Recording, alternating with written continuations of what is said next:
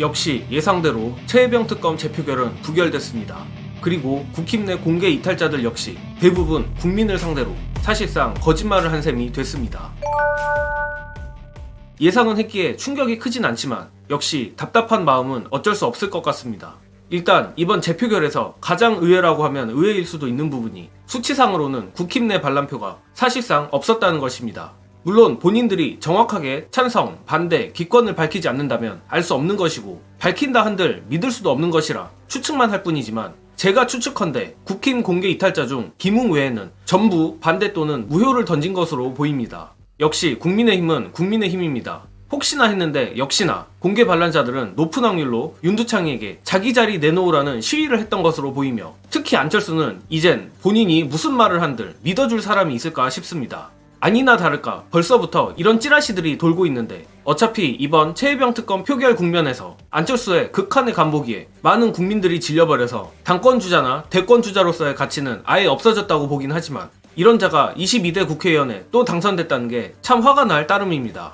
그리고 국민을 속인 국힘 내 거짓 공개 이탈자들 외에도 우리 민주진보 시민들이 벼르고 있는 게 민주당 내지는 범야권에서 반대표를 던진 수박들이 있느냐 여부일 겁니다. 일단 결론부터 말씀드리자면 반대표를 던진 수박이 없지는 않겠지만 거진 한두 명이거나 많아봐야 4명 정도로 보입니다.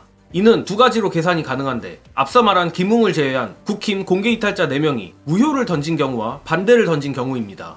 만약 이들이 무효를 던졌다면 무효표가 이들로 채워지기 때문에 산술적으로 범야권은 거의 1명 정도를 빼고는 전부 찬성을 한 셈이 됩니다.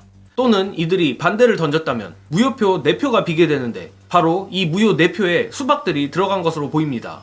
물론 끝까지 진실은 알 수 없고 제가 생각해본 일종의 예시일 뿐이긴 합니다만 만약에 4-5명 정도 되는 수박들이 실제로 있었다고 한들 합리적으로 생각해보건대 대놓고 수박인 새로운 미래나 개혁신당 쪽에서 나왔다고 보는 게 맞을 것 같습니다. 그런데 사실 제가 가장 치가 떨리는 인물은 따로 있습니다. 바로 오늘 표결에 불참한 동작을 낙천자 이수진입니다. 이번 표결에서 유이하게 윤관석 의원과 이수진이 불참한 것인데 윤관석 의원은 구속 상태이니 어쩔 수 없지만 이수진은 도대체 왜 안 나온 건지 이해가 안 됩니다. 솔직하게 말해 수박들조차 국회에 기어나와 찬성을 던졌는지 무효를 던졌는지는 모르겠지만 자신의 권리를 행사했습니다. 그런데 이수진은 뭐라고 이런 폐악질을 부리는 건지 정말 치가 떨립니다. 이번 표결에 참여한 수많은 다른 낙천자들이라고 억울한 게 없어서 표결에 참여했겠습니까?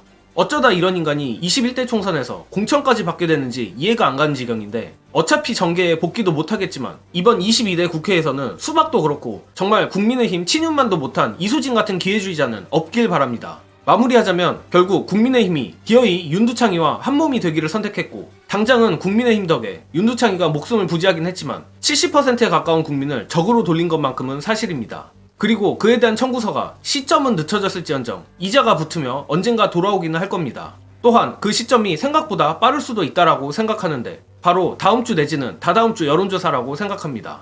이미 최신 갤럽 여론조사에서는 윤석열 지지율이 역대 최저치에 근접한 상태고 향후 이번 윤두창 방탄으로 인해 지지율이 내려가면 내려갔지 올라가기는 쉽지 않을 것이라 봅니다. 이는 국민의힘도 불똥을 피할 수 없을 것이고 22대 국회 국민의힘 의원들도 여러 생각을 해야 될 겁니다. 끝으로 이번 재표결 관련해 박주민 의원이 열심히 설득을 했음에도 아쉬운 결과가 나온 뒷이야기 공유드리며 이번 영상은 여기까지 하겠습니다. 시청해주신 여러분 감사합니다. 제가 알기로는 윤재욱 원내대표가 상당히 세게 표단속을 했다.